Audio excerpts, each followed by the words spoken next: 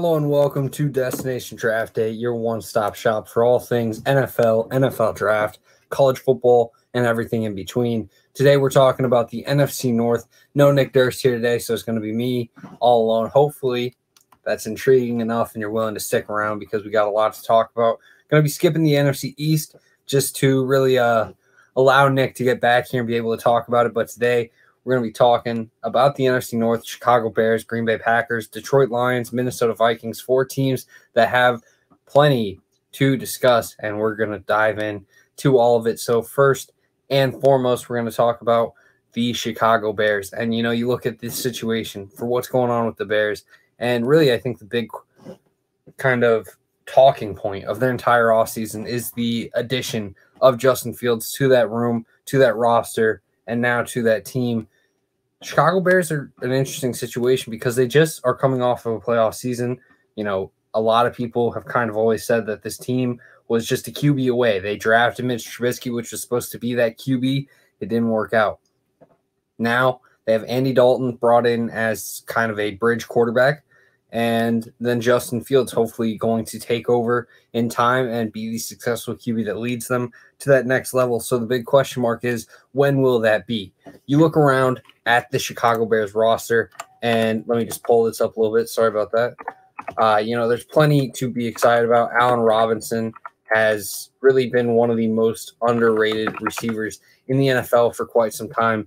In terms of production, he just hasn't had the same opportunity that is really deserved. Like, the talent is completely there. David Montgomery put together an extremely underrated year, and really because of that, I'm excited about this offense. And yes, I know Andy Dalton is likely going to be the starter for a good amount of time because of just how they want to build this team and build up Justin Fields. But that first game against the Los Angeles Rams, I'm expecting it to be an ugly one. Maybe not a complete dominant showing by the Rams, but I think the Rams are going to handle this game fairly easily.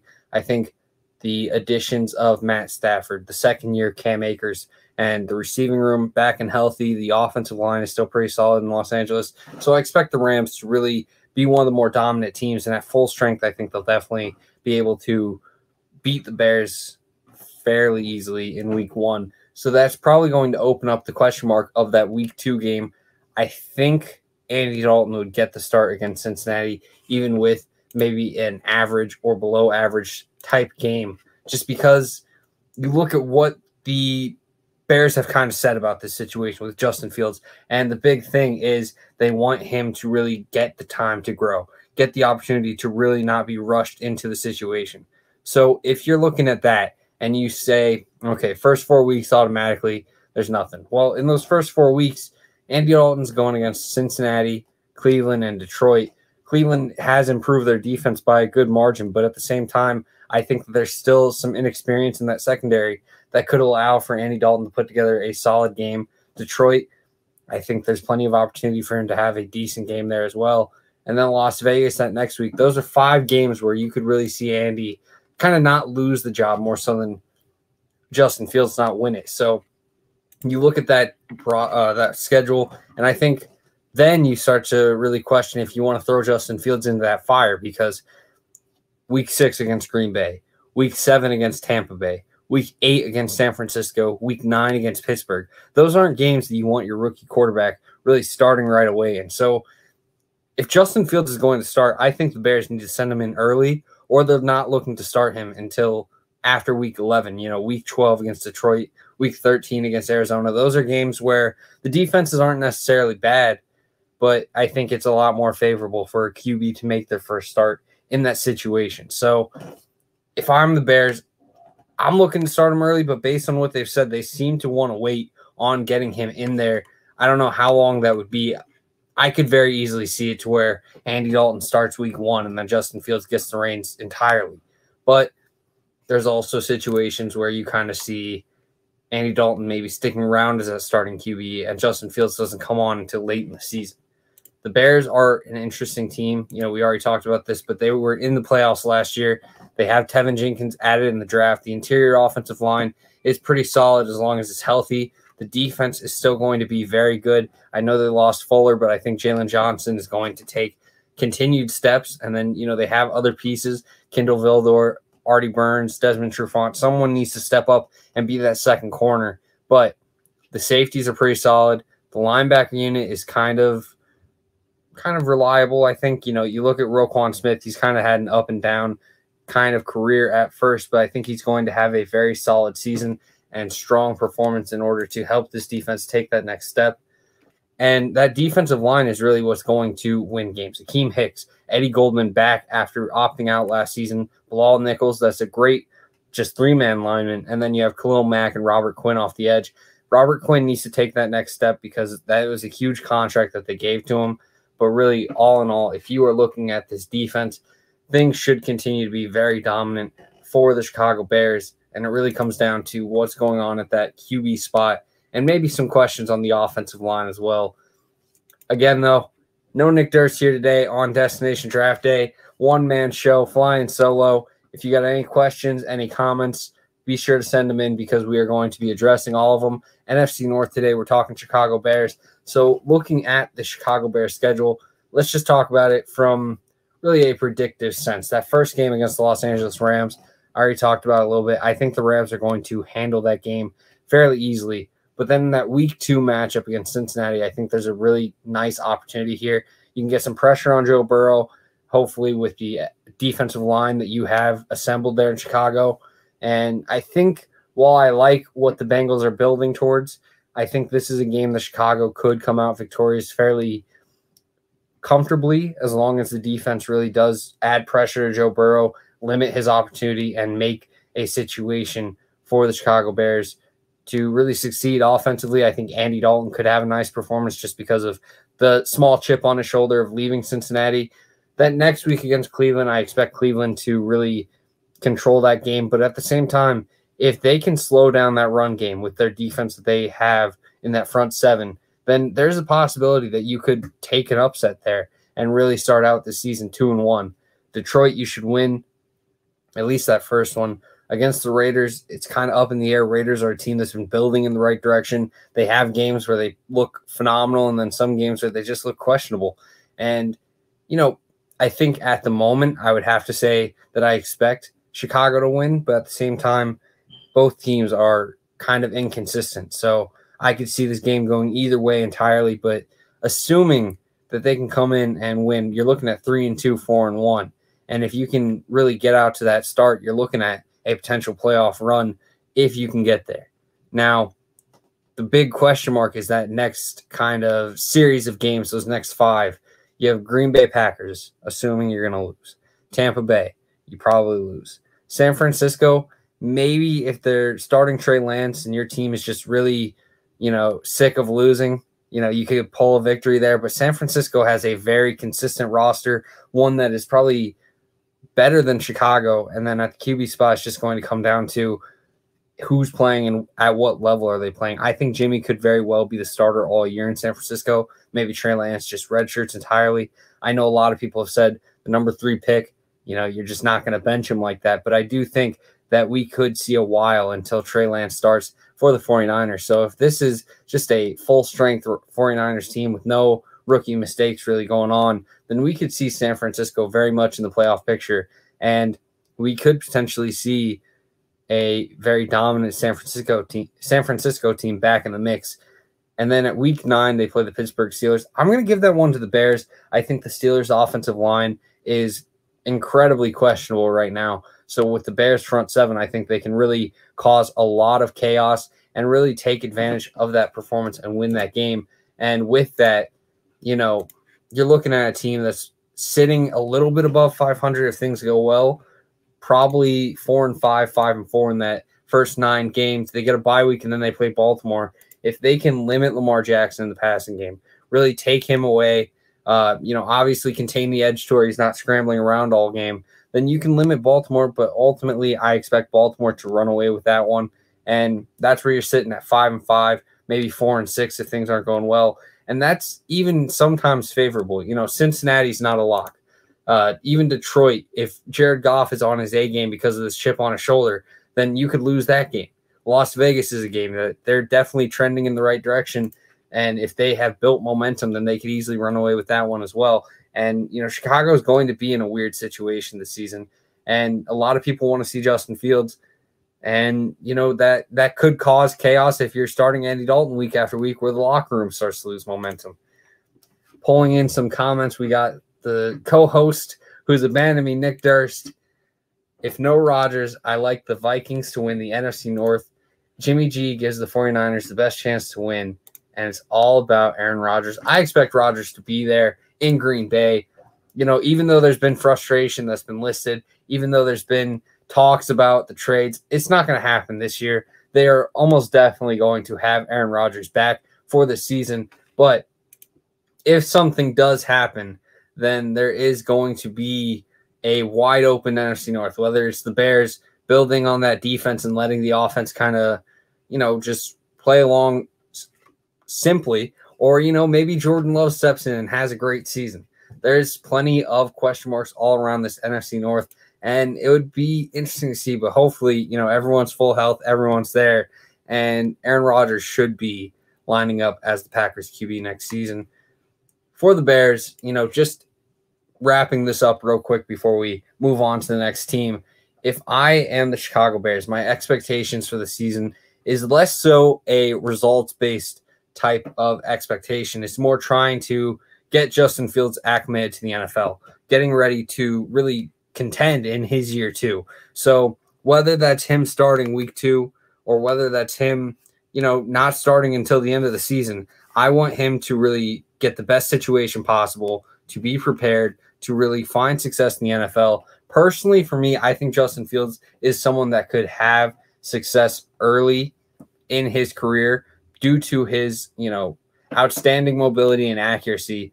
Obviously, there's question marks about his game, and that's why he fell to 11. But at the same time, if he can, work on his overall ball delivery, improve on making reads over the entire field, then I think his game is going to take off and really dominate at the next level. And that's what Chicago fans are really hoping for. Whether they go 5-12 or whether they make playoffs as a wild card team, I think the biggest thing that you want as a Chicago Bears fan is to really see enough out of Justin Fields to know, okay, we got our guy. This is going to be great. Let's enjoy the Fields era. And really, in that situation, I think that's why we could very easily see Ryan Pace and Matt Nagy get another season, because it's really going to depend more on Justin Fields than it will on the record. So while the Bears could very easily go down in terms of overall success compared to last season, I think there's enough there in terms of just trying to build on what they have going forward that will be more important to their future. So Chicago Bears fans, if you're watching this, just hope for a good year out of Justin Fields. Just hope for a good building block towards the future. While the Chicago Bears have plenty of talent throughout their roster, I think right now is where they're retooling to try to get this roster set up for long-term success. And hopefully under Justin Fields, under Ryan Pace, and under Matt Nagy, they can do that. Which LaFleur's offense is better over the next 3 seasons? That's a tough one.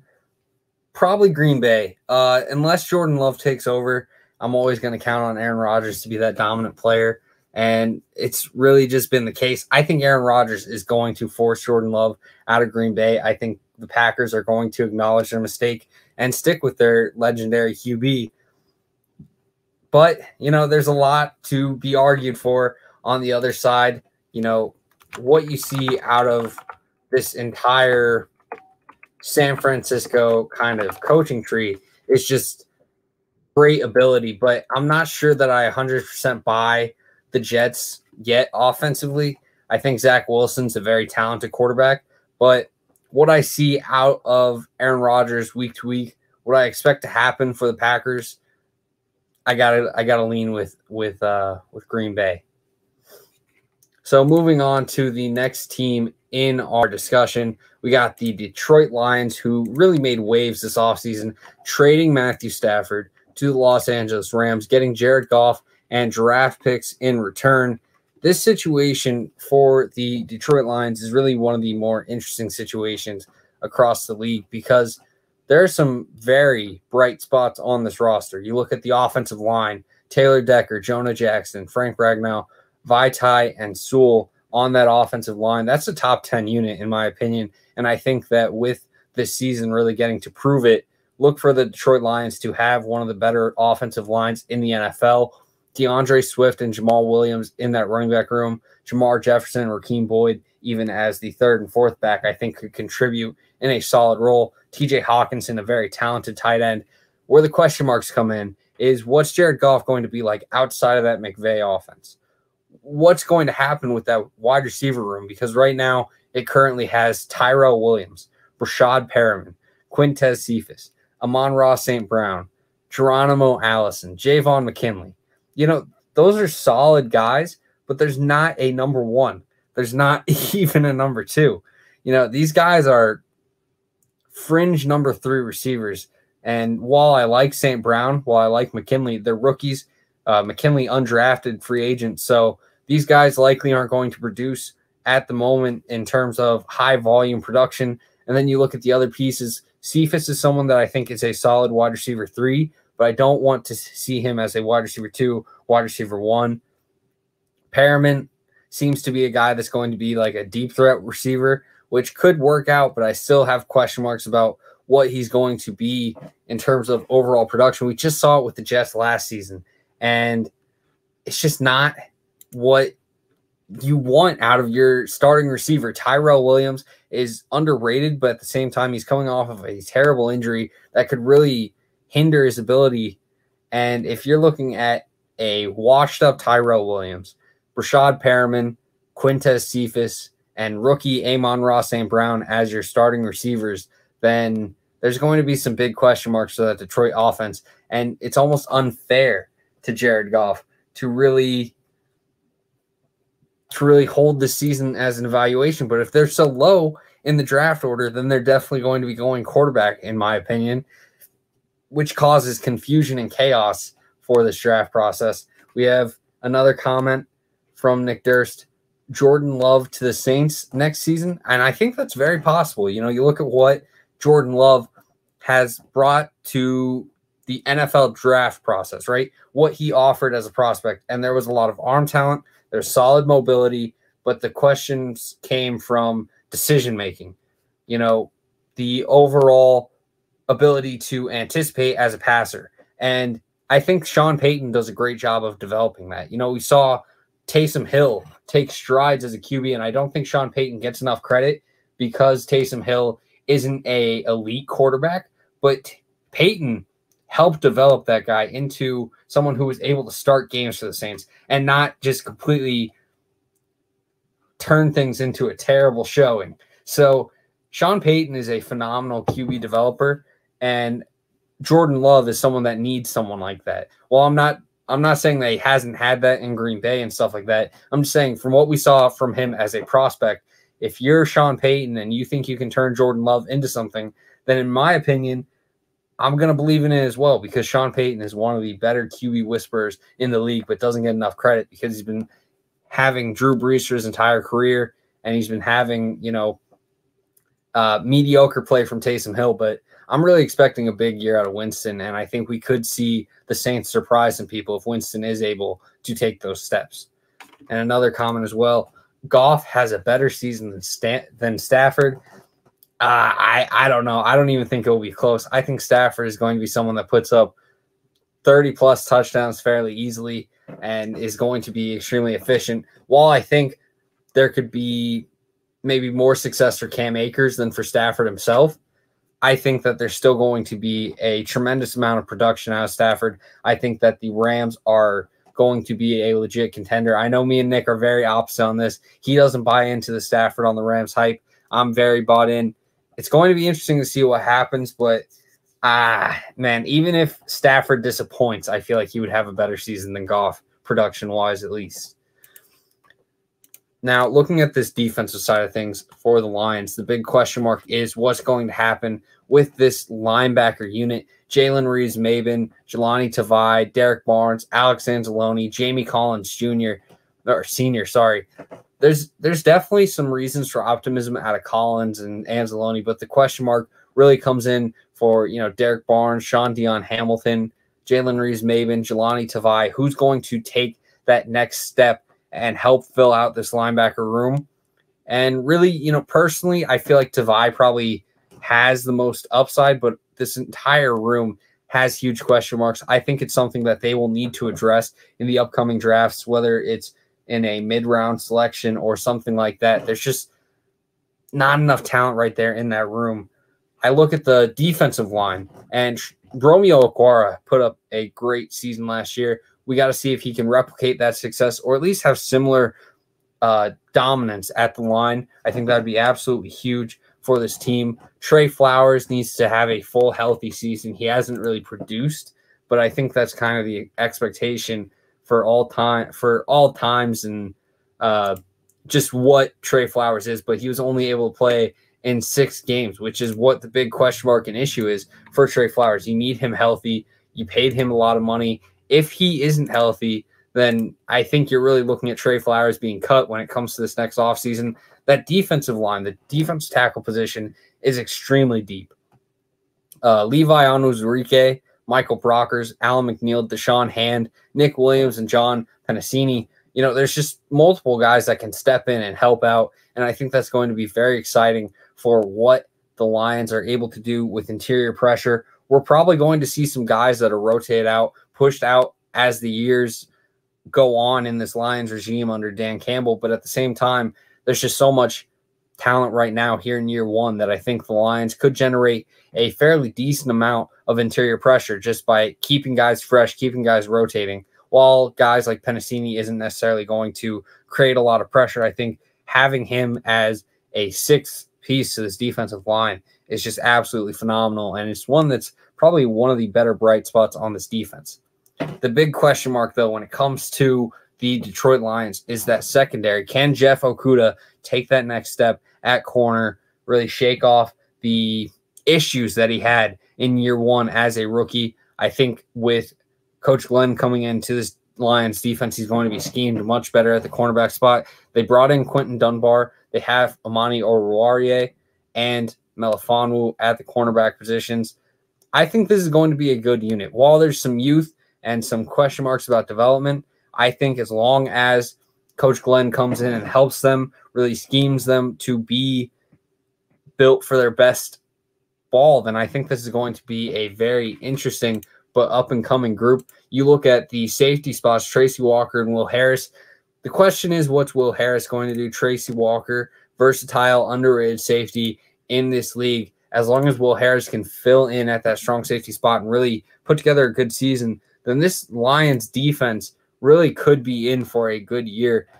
Again, a lot comes down to what's going to happen in terms of health and just overall production from that defensive line. But as long as they stay healthy, I think there's enough depth on that defensive line to really produce. Looking at the Lions schedule, that first week they play the San Francisco 49ers, and that's going to be a tough matchup. I know a lot of people kind of expect the 49ers to take a step back just because of drafting Trey Lance. But week one, when Jimmy's starting and when this roster is at full strength, it's going to be very good. And I don't even think that it's guaranteed to take a step back when Trey Lance does get the job if he starts year one. So San Fran should win that game fairly easily. Things don't get easier for the Lions against Green Bay, against Baltimore. Then they go at Chicago. That's a game that could go either way, but I lean Chicago. Minnesota the next week, Cincinnati after that, Los Angeles and Philadelphia. There's games there that they could potentially pull a victory for, but it's tough. The Lions are definitely going to be a team that needs some breakouts this season if they want to be a competitive ball club. You look at what they bring to the table in those games. Cincinnati and Philadelphia are probably ones that people are saying we could win that one. If you're kind of biased to the Lions, if you're neutral like me, then they could. But at the same time, I don't necessarily favor them in those games. I think Philadelphia is one that I would favor them just because at that point, the Lions have to win something. And I don't expect them to be so bad that they're just 0-16 or anything. And we have another comment. Trey Lance, wow, the kid is a lot like Lance. Easy to break. Dude is a stick. We'll see what happens with Trey Lance. I expect him to really put together a phenomenal career working with Shanahan and having, such a solid supporting staff for him. Injury concerns, maybe he's a little thicker than you're giving him credit, though. He's a great runner, very powerful, and he has, very strong shoulders that just make him an incredible runner, and that adds so much to his game from day one. Looking at what the Lions have after that bye week in week 9, they play against the Steelers, the Browns, the Bears again, the Vikings again, the Broncos, Cardinals, Falcons, Seahawks, and Packers. Are there opportunities there? Yes, absolutely. If Pittsburgh's struggling and Lions are doing well, I think that's a game that could happen. They could beat Chicago if things are going well in Detroit. Denver is really going to come down to what the momentum is there. If the QBs are playing all right, then they should fairly easily win that one. But if the QBs are playing poorly, then Denver is going to fall into the lower level of teams, and that's very much an opportunity for Detroit. Arizona, if the defense can limit Kyler Murray, then the offense can do enough to really get back in that game. Jared Goff has had success against the NFC West, which I think will play into Detroit's favor more than people realize. Atlanta that next week is going to really be a question mark of what's going on there as well with momentum. While Matt Ryan's a very strong QB, if that defense continues to have its issues, then who's to say Detroit can't be able to put up a good season or a good week in that game? The big question mark in terms of talent on this roster, and not necessarily question mark, but just overall watch point, is Deandre Swift, because he's a phenomenal running back, and he proved it after getting the carries necessary in the later part of the season. Can Deandre Swift really put this offense on his back? Obviously, Jamal Williams will get some carries, Jamar Jefferson, and Raheem Boyd as well, but Deandre Swift is going to be the key piece of this offense, and with this offensive line, there's reason to believe that they could succeed. Now, with the weapons that they have in the passing game, TJ Hawkinson could be in for a very good season, but at the same time, you need to be able to add production at that run game, and I think the Lions are going to be a run-heavy team to make the job easier for Jared Goff, to really depend on the strength of this team, and that is Deandre Swift and this offensive line. But if you're looking at it from a fantasy perspective, Swift and Hawkinson are probably the best options on this team, but at the same time, sometimes teams can have very talented players, but the inconsistency of the offense from week to week can limit their consistency in your lineup. So if you're looking to add Hawkinson, if you're looking to add Swift, the volume will probably be there. But at the same time, there's going to be games where the Lions just completely struggle offensively, and it will limit what production Swift and Hawkinson have for your team. So buyer beware in that situation. I love Swift. I love Hawkinson. I think they're very talented players. But at the same time, there are going to be question marks about what they can do overall week to week. And another comment from the comment section, Matt Ryan is a strong QB, quoting me, LOL, why you always lying? He is washed up. Without Julio, he will have more interceptions than touchdowns. That's a bold prediction. I still think that offense is going to be very productive. I don't think Matt Ryan is necessarily done yet. I think a lot of the rumors that Julio is done with him because of Matt Ryan being washed are more overblown. I think it's more just question marks with the new regime, thinking that he's not going to really be kept there in the situation, so he wants out before it's less on his terms. And I think that's perfectly reasonable for both sides. Falcons trying to get younger, trying to take advantage of their situation, while Julio still trying to contend and make the most of his remaining career. So both sides have some interesting things to work out. The next team we're going to be talking about, probably a team that you're tired of hearing about this offseason, the Green Bay Packers, with the question marks that surround Aaron Rodgers. We're going to be talking about it, though, from the situation that is most likely, and that's where Aaron Rodgers stays on the Packers. So what happens with this Packers team, right? We got Aaron Rodgers at QB, Aaron Jones at running back, Devontae Adams at wide receiver. Even with Robert Tonyan at tight end, there is talent here on this team, but the question marks come in at the offensive line. Bakhtiari back at left tackle, Elgin Jenkins at guard, Josh Myers expected to be at center, Lucas Patrick currently listed as right guard, and Billy Turner at right tackle. The question mark is that center to right tackle play. Can this rookie center really step up and have a good season? Can Billy Turner continue to be a consistent piece on that offensive line? And can Lucas Patrick help at that right guard spot? It's questionable, and maybe there will be some issues that we see. You have to be able to protect Aaron Rodgers. We've seen years where he gets injured and things fall apart for the Packers. While Jordan Love is expected to be the starter long-term for the Packers, you still want to keep your franchise superstar QB at full health. And so this is a situation where now, while I don't think that it's just set in stone that this is going to be bad, there's definitely question marks about this right side of the offensive line. Losing Corey Linsley is a huge loss for the Packers, and keeping that offense going is going to be dependent on how long this offensive line can help Aaron Rodgers just be allowed to be creative in that backfield. And while Billy Turner put together a solid season, while Lucas Patrick has shown some promising snaps, and while I like Josh Myers at center as a prospect, there's still question marks from rookies and just overall what they can do just as an overall unit. Sometimes when these guys put together strong seasons, it's because of a strong, cohesive line. And now this right side is completely inexperienced, and they all have to depend on each other for success. We'll see what happens. Personally, I think there's going to be some issues later in the season when they're playing against the stronger teams that offer a dominant pass rush. On the defensive side of things, Dean Lowry, Kenny Clark, that defensive line is going to be solid, but the big winner of this situation is the edge rushing group. Preston Smith, Cedarius Smith, and Rashawn Gary are going to be rotating all season long, putting up great numbers. The cornerback unit is kind of still a question mark because they need to figure out what's going on with that second corner spot. Kevin King back for another year. There's plenty of fans that are, not excited about that. But Eric Stokes was drafted, which could be a very interesting addition to this roster. I think Stokes is someone that has plenty of athletic upside, plenty of size, frame, speed, but he needs to improve just consistency from snap to snap. And maybe in a rotational role early with Kevin King, both corners can benefit from that to really help contribute to the secondary.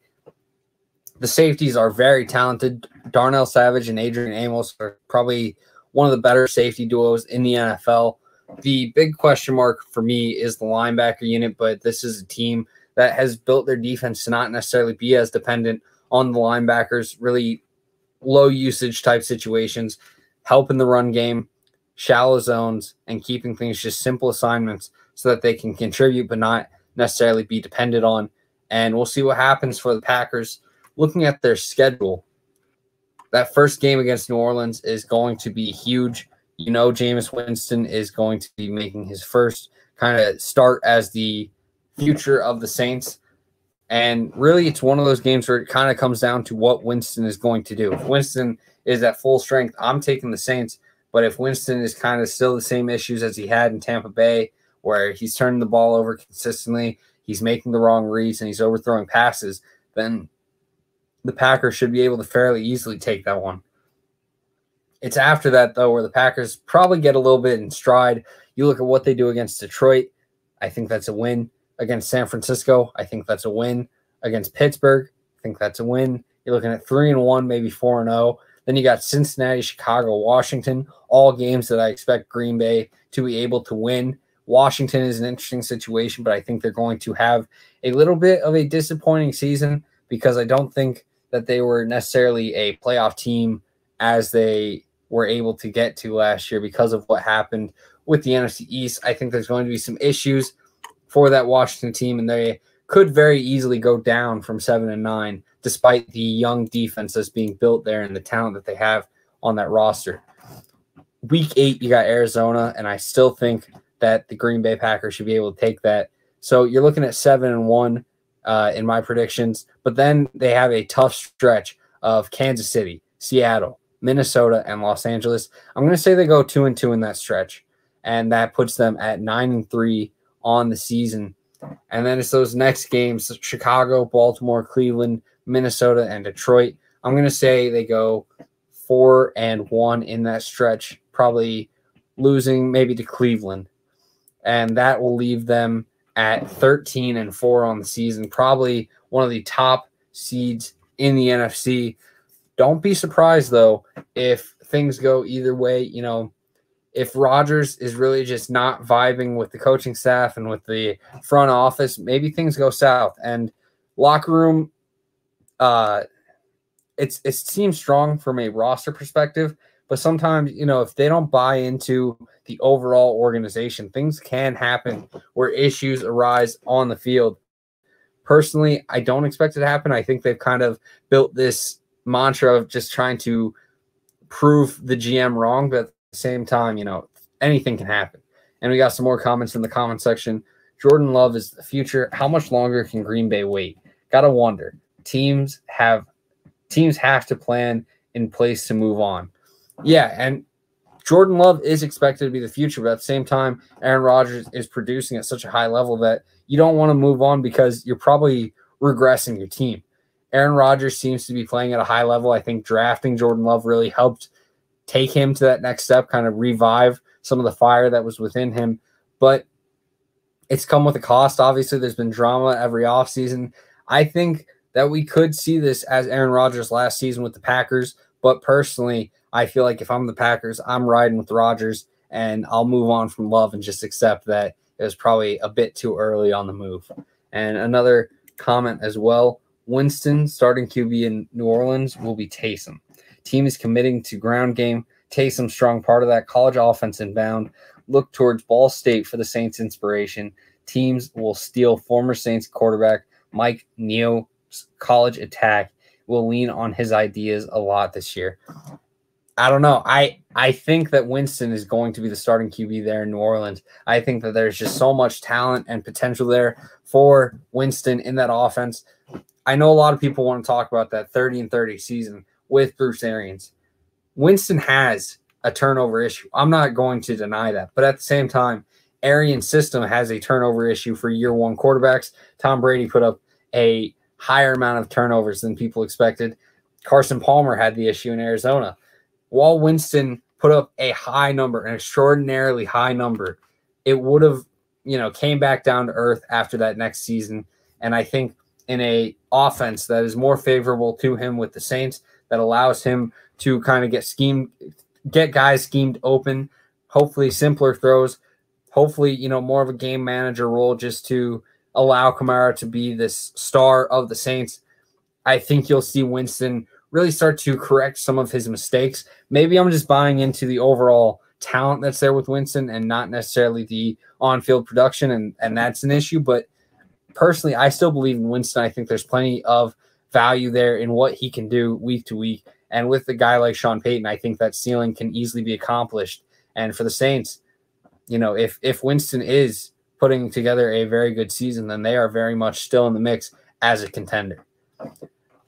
So for the Packers, my expectations for the season, if I'm a fan, is really, you want to see this team get to the Super Bowl. It's happened twice now where they get to the conference championship and just don't perform to the level that's necessary, and they don't make it. So this is the year where I'm saying it needs to happen. It needs to be time where we make the Super Bowl. Hopefully we win it, but really getting there is the big thing.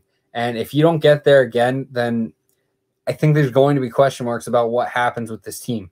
I don't think you necessarily blow it up, but at the same time, you're going to have issues with just continuously being a conference championship appearance.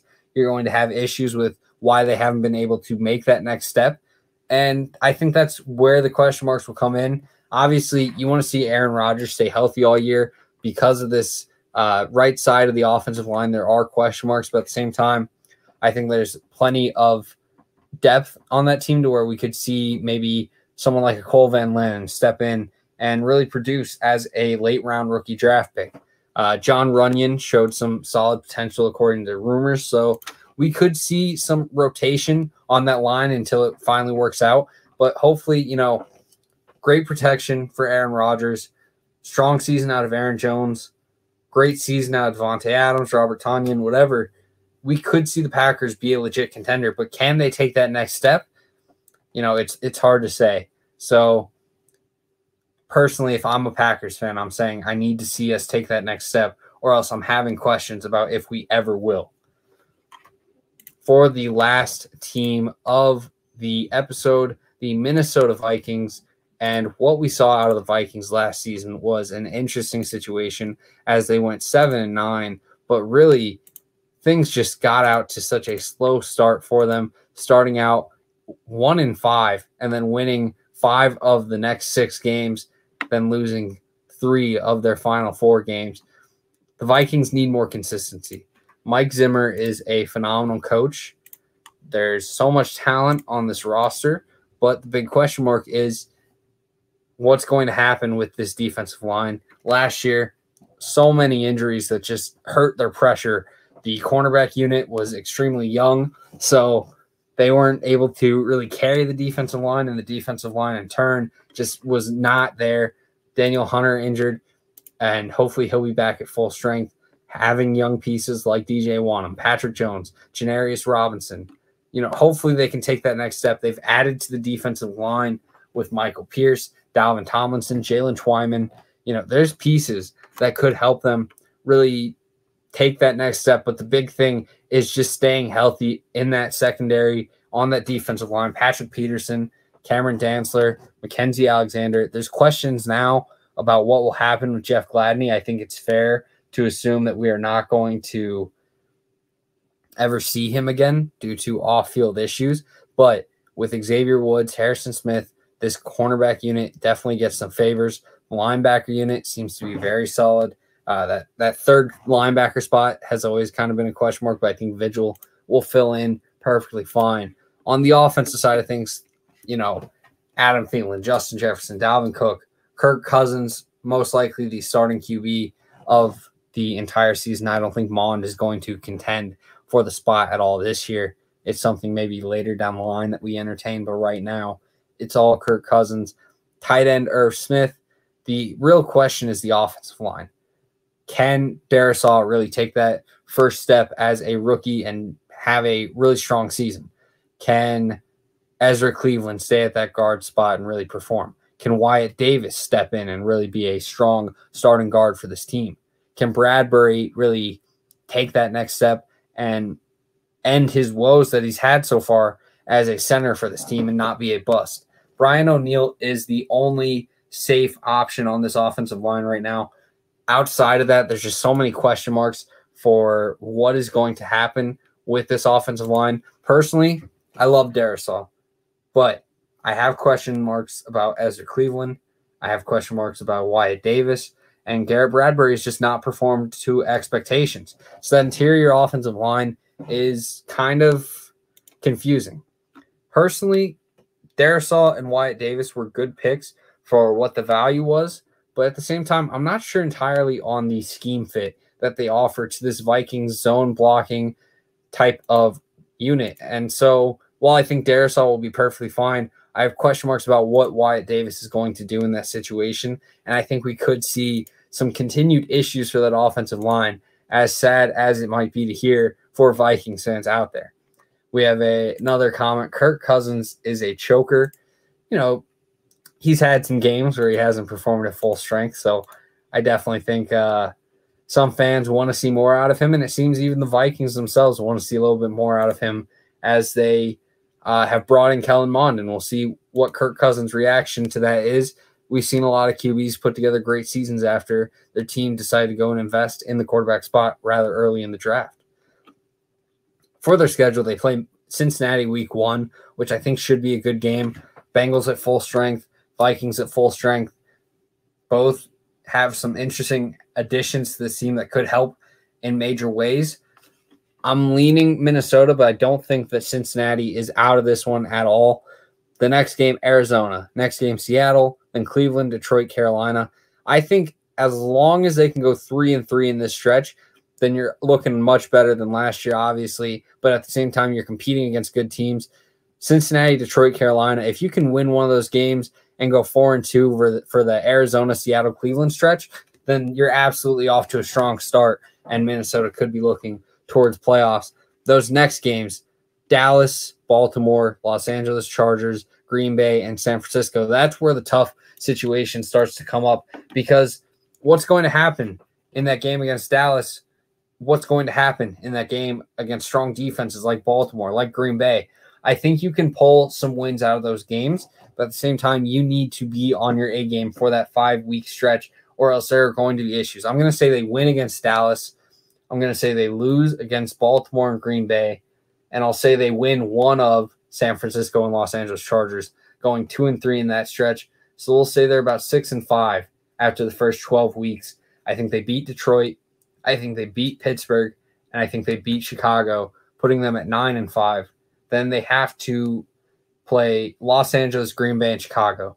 So if they can win one of those games, they should be looking at 10-7 and should be able to make that playoff picture, really start to build towards a competitive ball team or ball club, get back into that playoff picture. Mike Zimmer sticks around, obviously, no longer on the hot seat after finally being able to really get in there and produce a playoff team again.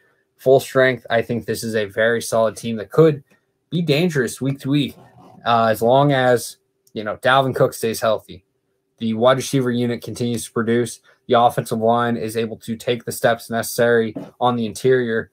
And as long as this defense stays healthy, I know it's a lot of as long as and ifs and buts, but health is going to be the big part for almost every NFL team to really be as successful as they can. And for the Minnesota Vikings, I think last year proved just how much of an issue health can be. I think that there are games that are going to be major for this team to really prove themselves. Green Bay Packers twice from week 11 and later in the season. So there could be necessarily a game that kind of is a prove it type situation. And if they can pull a victory against Green Bay, I think that's a huge momentum builder and allows them to take that next step. If I'm a Vikings fan, what I want to see is just a healthy season where we're finally competing every week, being the full strength team that we know we can be, with Adam Thielen, Justin Jefferson, with Irv Smith at tight end, with Dalvin Cook in the backfield, with an improved offensive line, with Daniel Hunter healthy on the defensive side of things. There is so much there for the Vikings to be successful.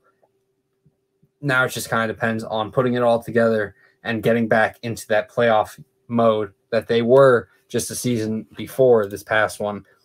Personally, though, predictions, like I said, 10-7, and I think they're a team that could very well be a wild card team, but still make it to that next round and compete in any game they play against. Remember, just 2 years ago, they beat the Saints, a team that was viewed as the best team in the NFC in playoffs. Plenty of potential there in Minnesota, plenty of superstar talent.